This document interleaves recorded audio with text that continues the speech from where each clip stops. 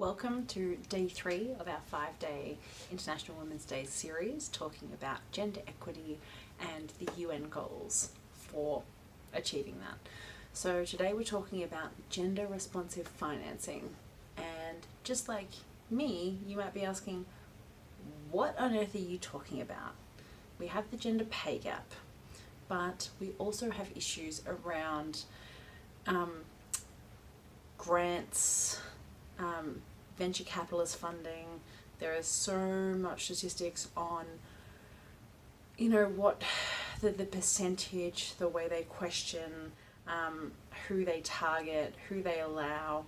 There was a national program similar to Shark Tank, but not Shark Tank, where they were having investors coming and pitching, and my dad was watching it and he told me about it, and I said, did you notice that they asked the men completely different questions to the women? He said, yes, I did notice. So awareness is the key. I know we talk about unconscious bias, so awareness is the key. That's not your job though. That's not your job. These men are hired on merit. They can self-teach. That's fine. What I want to talk about though is the broken rung syndrome. So you've been told as a woman that it's your job to advocate for pay. It's your job to ask for the pay increase. It's your job to go for the promotions, except what that doesn't account for is the broken rung syndrome, where it's already stacked against you, right? You're trying to get to that next level, but you go and there's nothing there. And the reason that is because studies show that men are hired on potential, women are hired on proven track record. Women do actually negotiate hard for pay and ask for the pay. There's been studies proven. And yet they still don't get the pay. So they're asking for it and they still don't get it.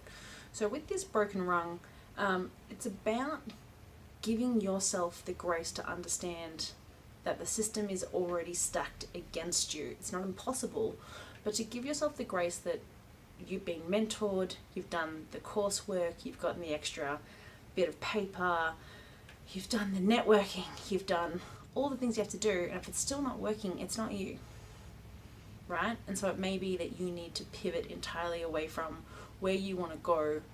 May not be possible, because if it's stacked against you, it's not your job to fix bad culture, right? And stepping away for a new opportunity and going to the path of least resistance is not a failure on your behalf.